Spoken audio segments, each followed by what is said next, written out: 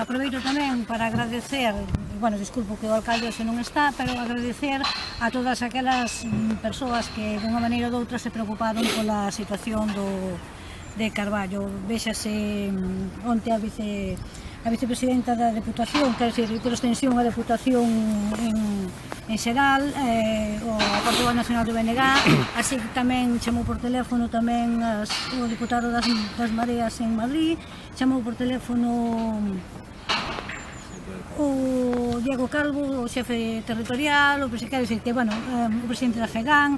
Entón, a xente que ven e que se fai presencia, agradecemos ya porque así ven in situ como está isto e agradecer a preocupación de toda a xente.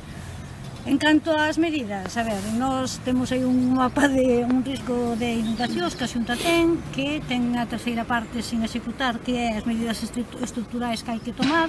Nós fixéramos alegacións no seu momento, que nos foron respostadas, e, bueno, a sorte que tivo Carballo de que non fora máis catástrofe, eu creo que en parte agradecer aquí ao concelleiro de Obras e Servicios, que é unha persona moi preocupada sempre, e que o río está limpo.